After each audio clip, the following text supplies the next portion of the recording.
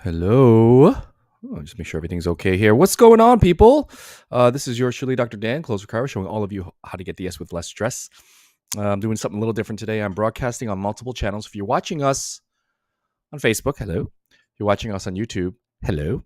And if you're watching us on wherever I'm doing this, hello. So we got some stuff to talk about, and I can talk about a lot, but I don't want to do that. I want to talk about one thing only. Taking a current event and drawing a couple of, lessons from this, because let me just tell you something. One of the things that we do here is we look at what's going on and, not just be another news outlet for y'all because you can get it anywhere else, but like, how does it pertain to us? How does it pertain to you and your business? How does it pertain to, your everyday life? And if we can't make any like parallels between, and because maybe it's not relevant at all, but there's certainly lessons that can be learned. So I'm here to talk to you about that. As soon as I saw this come down that Elon Musk has bought or is buying Twitter, from a business standpoint, that is absolutely huge. Number two, what does that say about the culture and our marketplace? Because that's really what we're talking about here. And number three, what can we learn? So if you guys are with me right now, hello, good to see you guys. This is yours truly, Dr. Dan. Closers Club in the house, YouTube Live, hello. And C4C Maine, if you're still following us on there, hello to you as well. So, hello, Robert Ebeling. What's up, man? Long time, brother. If you guys are in the room, just let me know hello, what you're doing. I'm going to pull up other channels here so I can see what everyone is saying and stuff.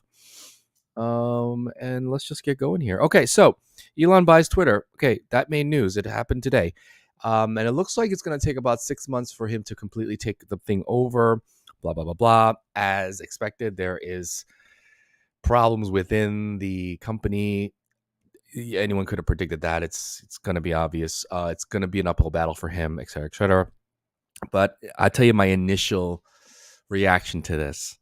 And I posted this in our holding tank, and they immediately jumped on it because it's exactly what I was thinking. Hey, Sean, what's up, buddy? Is that who buys something for $40-something billion? Okay, that's number one.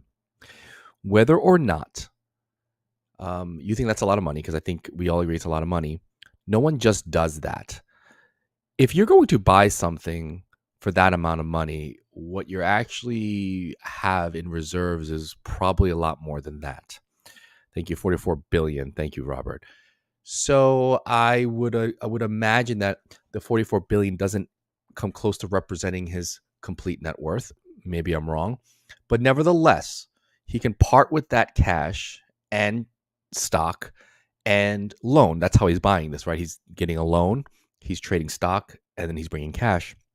You got to imagine if he's doing that, even though it's for the endeavor of how he wants to do this. And politics aside, guys, okay, just for a second, is that if he's doing that, that means that he has more than enough to do whatever he has to do, run SpaceX, run Tesla, run his own life, feed himself, clothe himself, house himself, that he has way more potential resources of value in reserves for him to make a move like this. I don't even think that him spending that amount of money was even, maybe I'm looking at this wrong, was looking for a return on investment. I just don't see how he plans on making it back right now. I'm sure maybe he has plans. I know Twitter advertising has always sucked, and maybe that's going to change. I don't know. Okay, I just don't see him spending 42 billion and getting much of a return. Okay, fiscally, I just don't see it. Okay, so on top of that, it's different if you're investing in something to get a return. Like, that makes a little bit more sense. I can wrap my head around that. But this guy spends 44 billion on something that we don't really know he can make it back, break even in any reasonable length of time.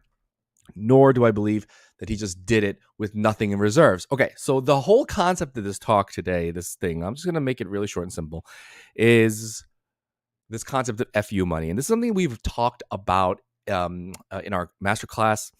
Yeah, it's a little bit of an archaic name, but hey, man, we just give it to you straight. Sometimes what we say pierces the heart.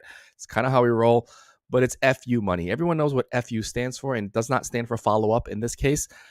FU money is the amount of money that you should have in reserves to somehow at some point say FU. And as soon as this happened, it was clear to me because I now let's get into politics. I understand the politics behind this. I understand what Elon feels about Twitter and just social media in general. He believes that it's incredibly censored. He believes that it's incredibly biased. He believes that it infringes on our rights of freedom of speech. Okay, that's what he believes. And by buying Twitter for $44 billion, according to Sean Rundle and Robert Eberle, that tells me that it's an FU move. It's so clear. It's clearly an FU move. Even if he threatened to buy it, which when he first came out and said he was buying it, I was like, I don't know. Does this make sense? That at the moment, I'll be honest, it didn't make sense. I couldn't have called this because from a business standpoint, like for us as small business owners, like, okay, what's $44 billion in our world? Let's just say $1 million for us, right? Okay. For us to part, let's say your net worth is $3 million. For me to part with $1 million and my net worth is 3, let's say, like, is that something? It's pretty much there to send a message. Sean Rundle says, let's see what he says. Sean Rundle says he's not buying the past or present. This purchase was a move for the future. And this is what we should take away from this. How do we innovate or make moves today for the success of our business tomorrow? Oh, good point. I'm not there yet. Jumping the gun. Yeah, for sure. But before we get into that, we got to be thinking about the position that a guy like that has put himself in to essentially say F you and really put his money toward his values. And that's what I want everyone to take away from this, is because, a good friend of mine and a mentor of mine told me, operating your business day to day, you shouldn't operate it like, you sell a widget, you collect the money for a widget. We got to be thinking bigger. We got to be thinking more enterprisal. You got to be thinking of the situations where you can actually put money into your values. And this is a prime example, because let me ask all of you something.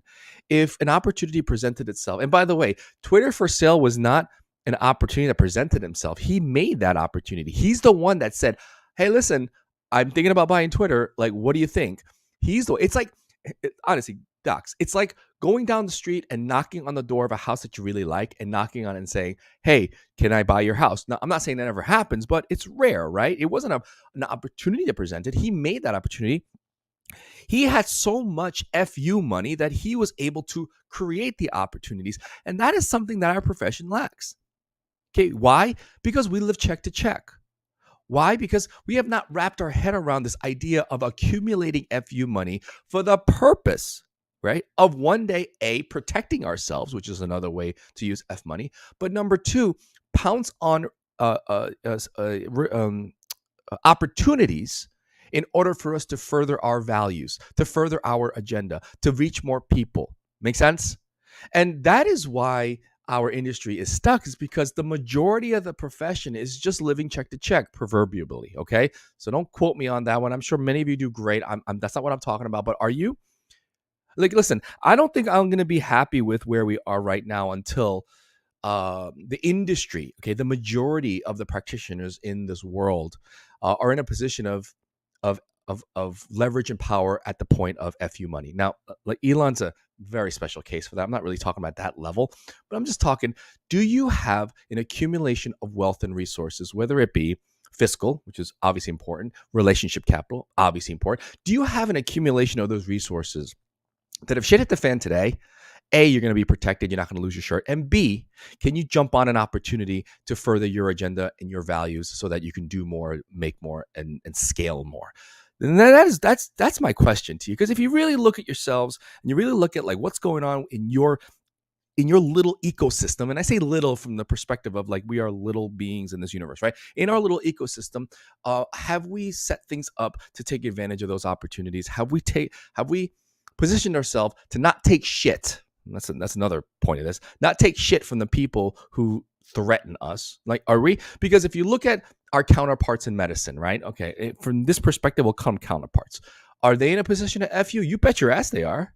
Yeah, it's a part of their everyday life. They know they're big fish. They're going to get attacked. So they're already prepared for that. They have FU accounts from the individual practitioner to the associations. We do not. We're vulnerable. Okay. But listen, let me make this point. The modern medical machine, okay, became powerful because individual practitioners became powerful. And then you take powerful individuals to make powerful associations. So do not look at your associations, be like, what have you done for me? It doesn't work that way. You have to be the one that leads the charge in terms of being successful, having FU money, don't F with me, and being able to be in a position of power and leverage. And then those people make associations. Do you understand? That's why our associations are as such. Even our schools, do not blame your schools, blame yourselves. Individual practitioners, if we have that FU money, right? Okay, let's just say if we did, as an industry, imagine how much leverage we have and how much voice we have in shaping the policies that dictate chiropractic schools. I see all the complaining. Okay, I see all the complaining on Facebook and Twitter and YouTube and the stupid comments. Oh my God, it's so sad. I'm gonna just give it to you straight, docs. It's like, when are you gonna stop complaining about it? It's not their fault. Okay, you have one responsibility and one responsibility only, is to be as successful as you possibly can be above and beyond yourselves and your family. Okay, fine. You run a banging practice. Okay, you're seeing a couple hundred a week. You're making, $750,000 a year. Okay, that's cool. But the ambition I have for the industry is way beyond that. Okay, take care of your family. Okay, take care of the Maslow's hierarchy. Take care of your stuff. But and then there's an and then. Okay, and this is not ambition. This is not greed. It's the human condition, especially for an industry that wants change, especially for an industry who's always felt so like beat down, and especially for an industry who's always, been oppressed, and everything makes us angry. We just had a whole thing in the holding tank about like when a medical doctor tells your patient not to come see you and their word is God, and then they leave, and it's like, we're so butthurt about that. You know what I'm saying? Okay. And why? Okay, it's not the MD's fault, actually, in the grand scheme of things. We lack the leverage and we lack the power. And I hate to break it to y'all, a lot of that has to do with our ability to fiscally protect ourselves and fiscally be able to use that revenue for change. And it won't even happen individually. Again, Elon Musk, a very special case, but it has to happen industry-wide. Let's go to the comments here because this can get a little heated. Okay, so I guess streaming this on multiple angles was a good idea. Or you guys are really, really pissed. All right, let me just go to another thing here. I just want to do, if you guys are in the room, hey, just let me know. Can you comment wherever you're watching this from? I appreciate it because I'm trying something new and I just want to see if this works. So if you guys are listening to me from YouTube, let me know. If you're listening to me from anywhere else, just let me know. I totally appreciate it. And I really appreciate you guys hanging out with me today. I really do mean that. Okay. All right. So where do we start with the FU money? Okay. Number one. I know this is like, the logic is overwhelming. You have to make more dough. Let's just start there. Making more dough happens two ways. Number one, charge more per unit. And in other words, raise your fees. Number two, close more cases. So every new patient that comes in, they say yes to that particular higher fee. And then how long can you do that for? So that's really quite simple. But this fundamental understanding is something that we lack sometimes. Because I understand, and I totally understand, and I've been there, is we're just overwhelmed with so much shit. But let me just make it really simple for you. We need to make more in less time. That's it. And I have no problems talking about this. And some of you are probably listening to us and being like, oh, so talking money is so tacky. No, it's not. That's probably why we're in this predicament in the first place. You don't want to have that uncomfortable conversation about money. Maybe that's your problem. Listen, I'm not just the president. I'm also a client. I was also raised to not talk about money so freely. I'm an immigrant kid, man. Like, money was a weird thing. It was survival, but it was a lot going on. Like, and my parents didn't give me the privilege of understanding how they ran their businesses and how they managed their money. It was always like, don't worry about it. You're a kid.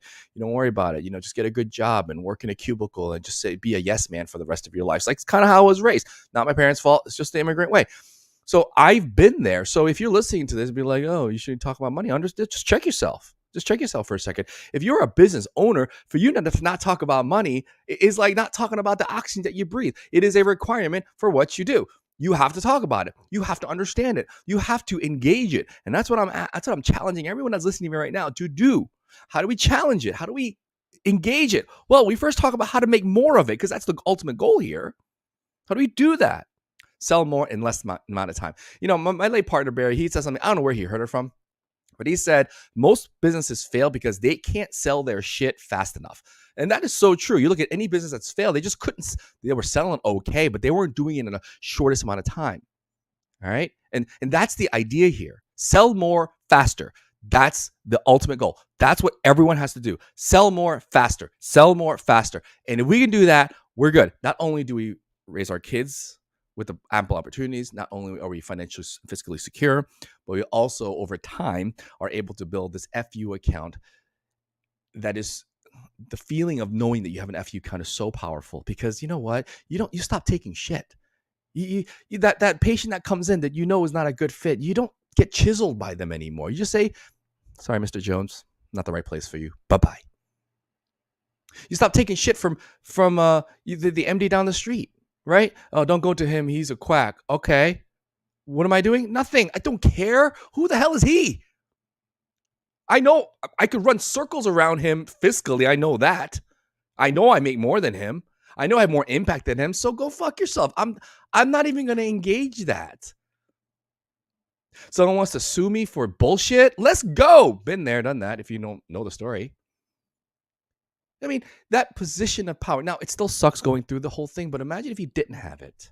Imagine how much fear and anxiety you live through every single day of your practice, waiting for that shoe to drop and just wondering when it's going to happen, not if. And like, how do you get through your day? Like, seriously. Well, this is why people quit. I totally get it. This is why people have like anxiety issues and nightmares every day, and you go on drugs and shit, and these weird coping mechanisms, because like, I don't care who you are, no one's tough enough to deal with that for a length of time. You feel me? So from a business health perspective, okay, I'm not talking about human health, that's a different conversation. From a business health perspective, you need to make more in less time. Can I get an amen on that? I mean, that's just how it goes. Again, I'm not shy to talk about it. It's about time that we do. Oh, you're afraid what your patients are going to feel about you talking about making more money for your business? Try them. Seriously, like, we're so warped in how we think about this, because my patients, right? Like, I work, I practice, okay? And you don't think my patients, when they see me on the internet, where they're looking for a chiropractor or whatever, you don't think they Google me like they Google you? You guys try Googling me. Tell me what comes up. It isn't Dr. Bay chiropractor. Okay. It's Dr. Bay, Daniel Bay, close for chiro, get the yes with less stress. We advocate for your business, consulting for professional consulting for the modern chiropractor. And then look at all the slew of YouTube videos and podcasts I've done about this topic. You don't think my patients Google me and listen to that stuff and see what kind of doctors coming in? You don't think they actually come in? You think they actually say, tell me, oh, you're talking about money, but when you should be a doctor. Do I ever get that? No, I don't get that from my patients or the general public at all. I get that from other chiropractors. That's the craziness I'm trying to explain to y'all. I don't get that from the general public. The general public be like, yeah, well, duh, like, you're in business. You should be talking about money and how to increase revenue and decrease expenses and systems. Like, I have patients telling me that. When I go to like a baseball game, or I meet people generally in the public. Oh, what do you do? I'm a chiropractor. Oh, cool. Like, whatever. And then we get into like, but I'm also a business consultant. What do you consult? I teach chiropractors about business. And oh, really? That's so cool. Like, people need that. Oh, my son, daughter, grandfather, whatever, was in consulting with Accenture or whatever. And, they would help these accounting firms, or law firms on how to be a better business. Like, they know this. How do we not know this? Do you see my problem? So again, sell more faster. Sell more faster. Got to bring my brother back on here. Sean says, unfortunately, this profession has been plagued with a poverty mentality. Having an FU count is a fantasy until they change their 50% close rate and build their businesses. Word up. Fortunately, there is an answer for them. It's called C4C. Yeah, I'm a little biased, but I agree. Yes, I am biased. There he goes. But I'm also sitting on one of those seats before I was up on stage teaching it. I know it will change your practice. Yeah, and this is one thing about Sean and Jen y'all don't know. They were actually clients. They sat in the seats that we're trying to tell you to sit in, just like you. And they had fine practices. They were not like struggling. They were very talented in their own way, but something was missing. They sat in that same, I think the year was 2013, 14, something like that. I remember in Southern California in a stupid fucking firehouse. Anyway, so I remember that. And I remember seeing them there and their jaws on the ground. These are very well versed, sophisticated business people and service providers for chiropractic. And yet they've never heard this stuff because never have they heard from inside the industry that let's talk about money and let's talk about how to make it. And when I say that, some of you are listening to be like, oh, that's sleazy because you're making it illegally or you're making it unethically. And that's your wrong assumption. It ain't mine. Selling assumes that it's done ethically. Because if you sell unethically, that's called fraud and manipulation. That's what it is. It's not what we're talking about. Sales is the shortest distance between a problem and a solution. And it's a way for your prospects, your patients, to choose you instead of you tell them you need them. That's what sales is to me. So again, I can talk about sales all day long.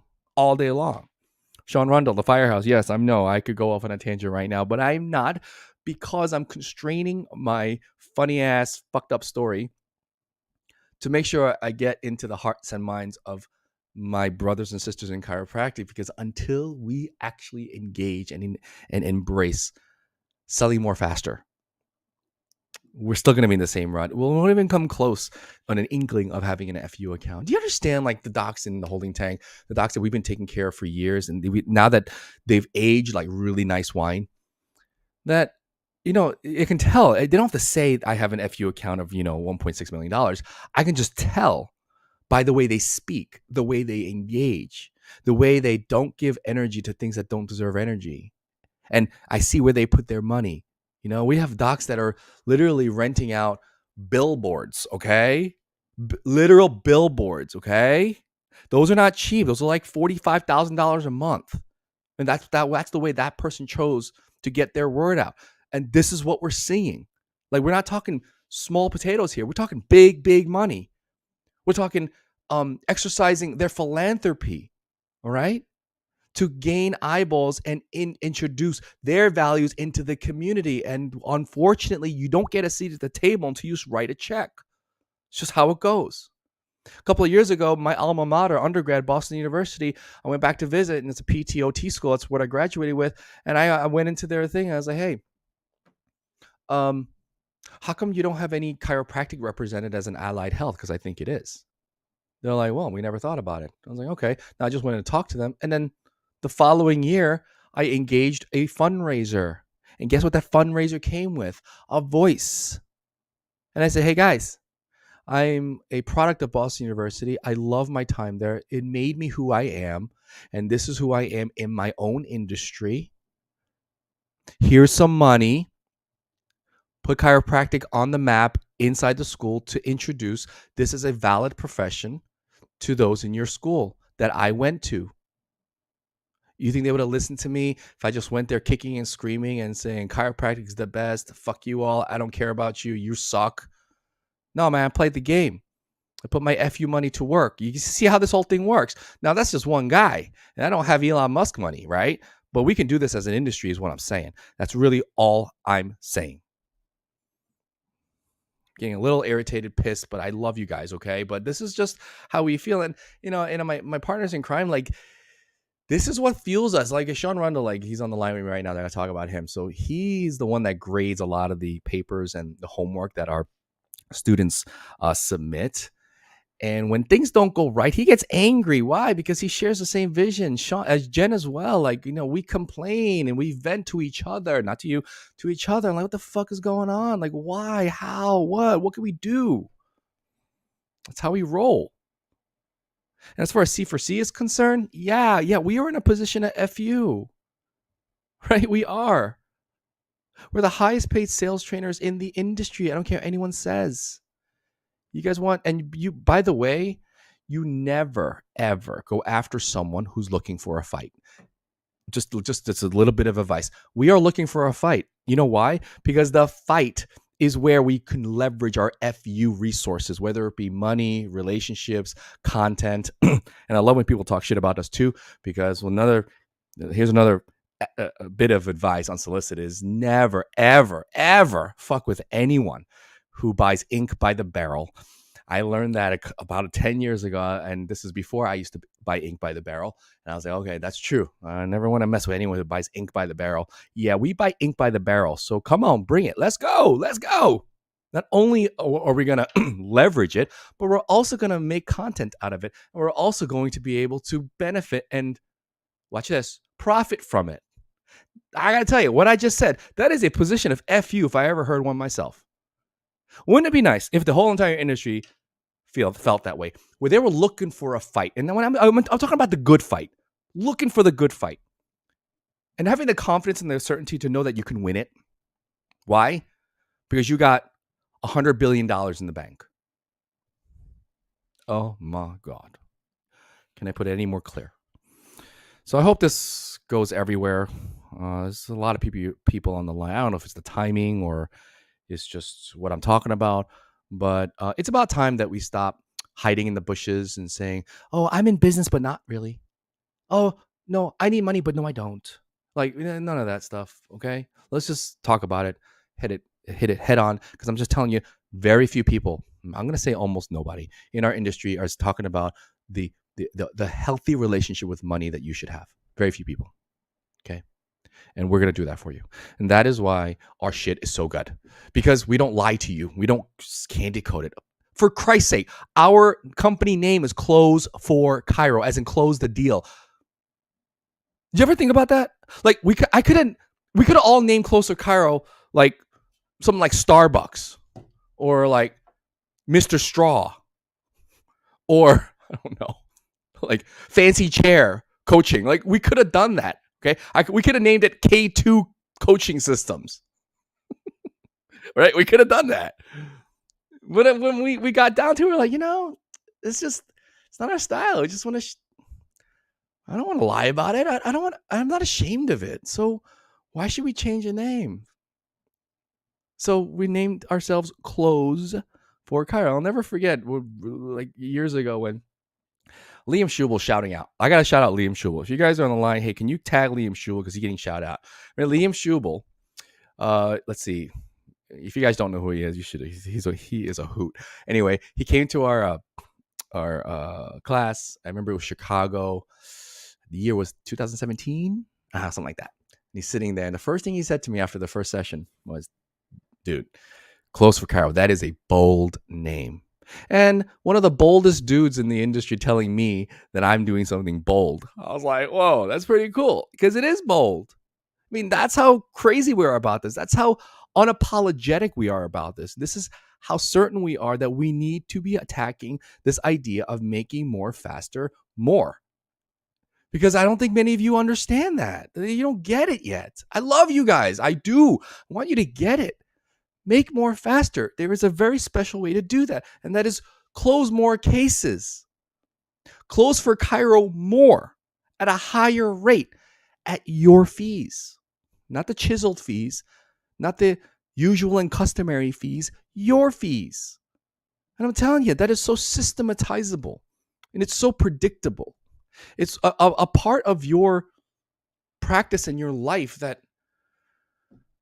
what can I say? Oh shit. I'm talking so much. My camera goes out. My goodness. What's going on with this? The idea of sales is so systematizable. It should be the easiest thing, one of the easiest things that you implement in your business. There's so many other things that are so much more unpredictable that you just can't put your finger on it. But when it comes to sales, like that is so easy to implement and systematize. It just takes a little bit of work. But before you do the work, you got to be like, you know what? I've had enough of this shit. I'm tired of being afraid about talking about money for my business when I know I need it. I need these guys, and I know you need it, and we're here for you. June is coming up. I mean, we're almost there. Okay, docs? And how many times are you going to hear this? We're almost there. We're sold out next. We're almost there. We're sold out next. How many times are you going to hear this? It's about time that you shit or get off the pot. Let's go. Let's go. And we're home. We're in Chicago in June. It's a 7-week online course for the people who love learning that way. We have a beautiful manual that spells everything out. I mean, we can't make it any easier for you. We give you feedback on the daily. We get you into a gorgeous facility in downtown Chicago, right off the river. Beautiful hotel, because we don't skimp. Because why? We're in a position of FU, and we want you to feel it without spending FU money on a room rate. And then you leave there understanding, oh, I finally get it, and totally feeling good about what you're doing. This is how it goes. Yeah, Sean Rundle, you got it. We at C4C advocate for your business. And we can't put it any other way. Norm DeBall is preach, brother. You preach. You preach, my Gonstead brother from another mother. Awesome. Thanks for quoting me out. I believe I said this first. If someone said this before me, please let me know. I'd love to give credit. But sales is the shortest distance between a problem and a solution. Can we put that on a fucking t-shirt? God. All right. I think I'm done for today. So love and appreciate you guys. If you guys enjoyed this, comment, like, subscribe, love, whatever, hit the button. Let us know. If you guys wanting to come to June, you should. We still got space, believe it or not. Maybe Sean, you could put a booking link on there. And by the way we roll is this: we got to talk to you. You can't just sign up for this. And the reason we need to talk to you, for the shy ones, is that we really want to get to know you. Like really, we only put 50 people in each room. Okay, we don't need 400 people there to make it look like full. Like, we don't need that. We know what we do.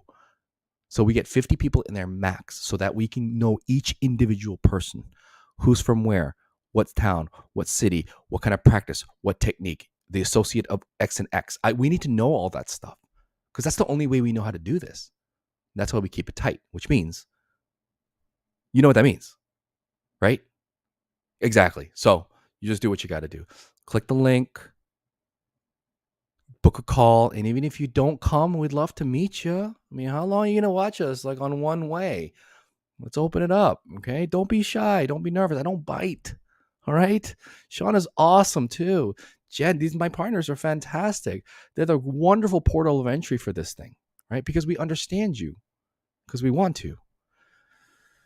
So anyway, that's all I got. All right. I'm going to go now before I keep going. If you guys like this, let me know that you dig it. There's more to come. Until next time, Elon buys Twitter. What does that mean for you? I'll see you later. Bye.